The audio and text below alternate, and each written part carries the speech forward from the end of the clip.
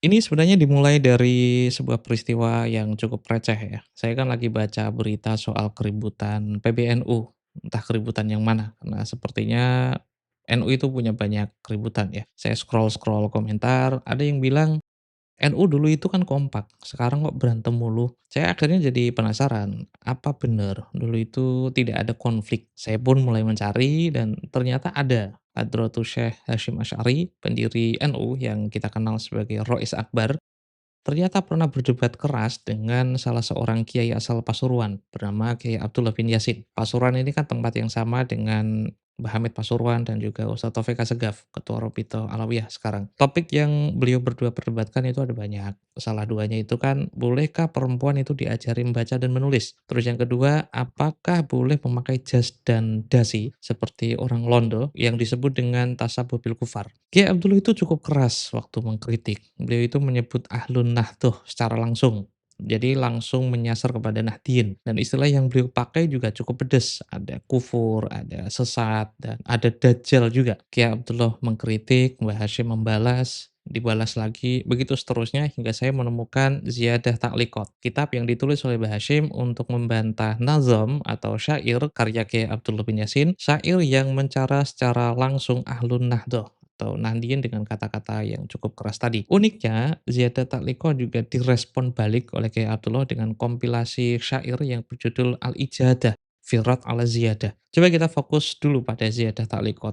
Ini adalah sanggahan langsung, jadi ini pembelaan intelektual Mbah Hashim untuk NU. Kitab ini juga diterbitkan oleh Pondok Pesantren Tebu Ireng, ditulis oleh cucu Mbah Hashim sendiri yaitu Gus Isom Hazik pada bulan Safar tahun 1415 Hijriah. Oke, jadi saya udah ketemu, konflik antar ulama memang bukan hal yang baru. Saya pikir setelah menemukan hal itu saya berhenti. Tapi beberapa hari kemudian, ya sekitar tanggal 19 Desember, saya menemukan artikel lain. Artikel yang tidak membahas perdebatan fikih, melainkan sesuatu yang lebih fundamental. Apakah Mbah Hashim pernah berguru pada tokoh dari kalangan Bani Alawi? Artikel itu ditulis oleh Ki Imad dan lagi-lagi diterbitkan di RMI NU Banten. Judulnya pun cukup pedes ya. Mbah Hashim itu tidak punya guru dari kalangan Bani Alawi. Sama sekali tidak ada. Target utama artikel itu setelah saya baca-baca ternyata ditujukan kepada Muhammad Asad Syahab. Dia adalah seorang wartawan yang menulis biografi Mbah Hashim pada tahun 1971. Dan di dalam buku itu Asad menyebut 3 nama kalangan habaib dari kalangan habaib sebagai guru Mbah Hashim.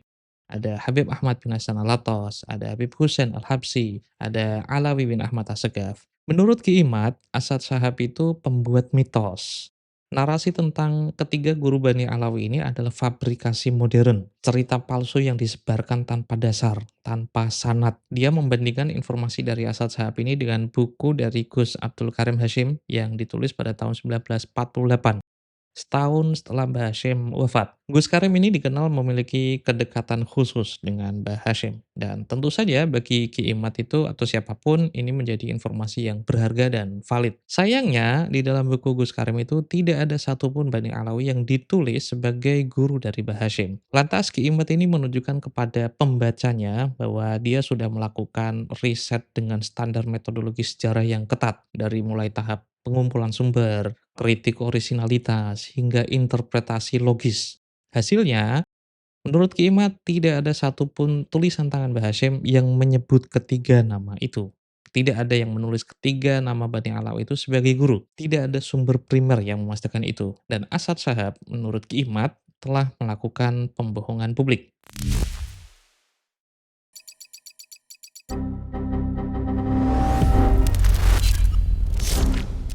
Saya baca artikel itu sampai habis. Argumennya kan rapat ya. Serangannya kepada Asad Shahab itu kan cukup keras, cukup pedes. Tapi ada yang mengganggu di benak saya. Kesimpulan Ki Imad itu terlalu bersih dan terlalu yakin. Justru karena terlalu bersih dan terlalu yakin ini, saya jadi teringat apa yang dulu pernah saya sampaikan. Kalau Ki Imad itu membuat klaim, jangan langsung percaya kecuali terbukti sebaliknya. Dan saya ingat pula kalau saya tuh punya manuskrip Ziyadah Ta'liqat karya Mbah Hashim sendiri. Kalau memang benar tidak ada hubungan antara Mbah Hashim dengan Bani Alawi seperti klaim Ki Imad, seharusnya kitab ini bersih dari rujukan apapun terkait Bani Alawi. Coba kita periksa. Saya akhirnya membuka lagi kitab Ziyadah Ta'liqat dan di sini tertulis bahwa Mbah Hashim itu merampungkannya pada tahun 1352 Hijriah atau bertepatan sekitar 1933 Masehi. Ini artinya selain ditulis oleh Mbah Hashim sendiri, manuskrip ini ditulis 38 tahun sebelum Asad Shahab menulis biografi Mbah Hashim. Begitu kan? Pada halaman 41, Mbah Hashim itu membahas fatwa Nahdlatul Ulama tahun 1927 tentang pakaian barat, jas dan dasi.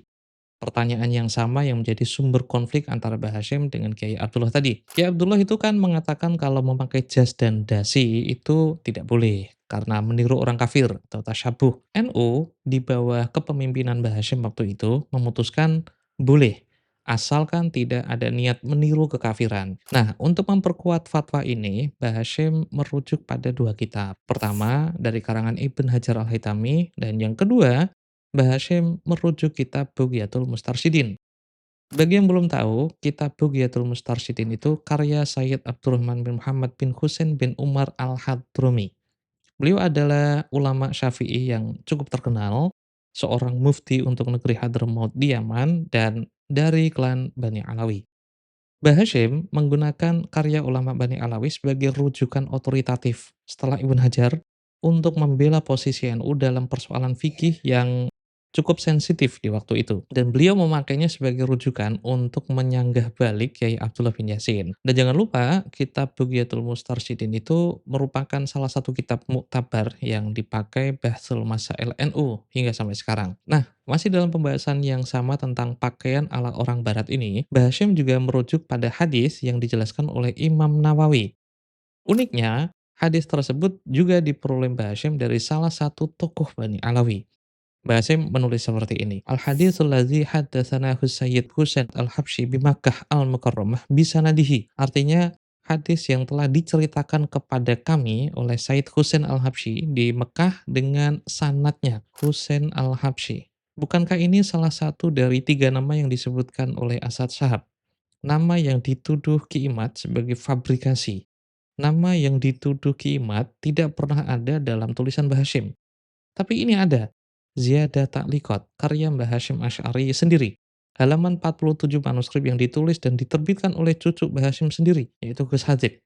Dan ditulis Mbah Hashim 38 tahun sebelum Asad Shahab menulis. Dan ditulis Mbah Hashim ketika Mbah Hashim masih hidup. Dan kata kuncinya juga ada di situ, haddatsanahu, telah diceritakan kepada kami. Dalam tradisi periwayatan hadis, kawan-kawan, kalimat seperti ini bukan kutipan dari buku. Ini bukti pertemuan langsung atau tahaqququl liqa. Guru menceritakan kepada murid di tempat yang spesifik, yaitu di Mekah. Tentu ini bukti adanya sanad yang tersambung antara guru dan murid dong. Kembali ke tuduhan awal. Asad Shahab menyebut tiga nama. Ahmad bin Hasan Al-Attas, Husain Al-Habsyi, dan Alawi bin Ahmad As-Segaf. Dan ternyata nama kedua, yaitu Husain Al-Habsyi, ada dalam catatan Mbah Hashim sendiri, ditulis oleh Mbah Hashim sendiri. Dan kebetulan saya temukan teks ini secara tidak sengaja. Teks yang memakai istilah yang mengindikasikan adanya relasi guru murid. Dan dalam konteks periwayatan hadis, ini kalimat yang sangat formal. Gus Karim memang tidak menulis nama Habib Hussein dalam bukunya. Namun, Asad Shahab menyebut nama ini 23 tahun kemudian. Dan ternyata Asad Shahab benar. Ini bukti bahwa Asad Shahab itu tidak asal menulis nama. Ini bukti bahwa Asad Shahab itu mencatat fakta. Dan ini bukti bahwa Asad Shahab memiliki kredibilitas. Sementara Ki Imad menuduhnya berdusta. Sementara Ki Imad yang mengklaim metodologinya ketat, ternyata melewatkan rujukan yang ada di kitab Mbah Hashim sendiri. Sementara Ki Imad melewatkan sahabat yang eksplisit menyebut nama Husain Al-Habsyi dan ditulis sendiri oleh Mbah Hashim. Ziyadah Ta'liqat memang bukan kitab biografi. Ini kitab sanggahan untuk membantah kritik Kiai Abdullah terhadap Ahlun Nahdlatul atau Nahdliyin. Orang yang membacanya mungkin akan fokus pada argumen fikih, usul fikih, dan mungkin hadis hingga tidak punya ekspektasi akan menemukan jejak historis tentang siapa guru Mbah Hashim itu di sana. Ziyadah Ta'liqat milik saya masih berupa manuskrip yang ditulis ulang oleh Gus Isom Hazik, namun ternyata kitab itu juga dijual secara online di Tokopedia dan juga Shopee. Jadi untuk mendapatkannya kan jelas tidak terlalu sulit. Akan tetapi memang butuh kejelian untuk menangkap detail biografis yang tersembunyi di antara pembahasan fikih. Bagi pembaca biasa, detail seperti sahabat Habib Hussein Al-Habsyi mungkin akan terlewat, tapi Ki Imad kan meninggikan dirinya sendiri sebagai orang yang bukan pembaca biasa. Dia mengklaim melakukan riset dengan standar metodologi sejarah yang ketat. Dari pengumpulan sumber, mengkritik orisinalitasnya, hingga interpretasi logis. Kalau memang seperti itu, kalau memang dia setinggi itu, kenapa dokumen ini tidak masuk dalam radar penelitiannya? Kenapa sahabat dari Husain Al-Habsyi tidak muncul dalam artikelnya? Padahal kitab-kitabnya Mbah Hashim itu sudah banyak yang dipublikasikan, bukan lagi karya yang tersembunyi. Terakhir, dan ini membuktikan dua hal. Pertama, Asad Shahab adalah wartawan dari kalangan Bani Alawi yang memiliki integritas. Kedua, Ki Imad lagi-lagi menuduh tanpa bukti, memfitnah orang yang sudah meninggal, dan saya berharap dia tidak akan melanjutkannya. RMI NU Banten, organisasi NU yang berada di bawah PBNU langsung, entah PBNU versi ADART atau versi Suriah, ternyata terbukti berkali-kali menjadi corong Ki Imad dalam menuduh dan memfitnah. Dan saya berharap situs ini tidak akan melanjutkannya juga. Saya tidak pernah capek untuk mengingatkan penonton Paminyangator bahwa Ki Imad itu model orang yang selalu mengklaim ini dan itu, lantas menuduh seseorang itu berdusta atau berbohong. Padahal sumber primernya ada, dan dianya sendiri yang memang tidak kemana-mana. Dia menyerang banyak orang, menuduh Yusuf Jamalulel memalsukan manuskrip Abnaul Imam, menuduh Habib Zain bin Ibrahim bin Smith memalsukan fatwa Ibn Hajar al-Haytami, dan kali ini dia menyerang kredibilitas Asad Shahab. Padahal Asad sendiri adalah orang yang lebih teliti daripada dia. Ki Imad itu bagi saya adalah model orang yang disetir oleh kesimpulan yang sudah dia tentukan sejak awal. Dan sangat disayangkan kalau orang-orang seperti ini dibiarkan mengoceh. Apalagi ocehannya itu ditampung oleh situs resmi seperti RMI NU Banten. Saya cukup tergelitik ketika dia ngomong telah menempuh metodologi yang ketat. Metodologi cap opo? Pertanyaannya, apakah kelak dia akan meminta maaf, mengakui kesalahannya, dan mengakui tuduhannya?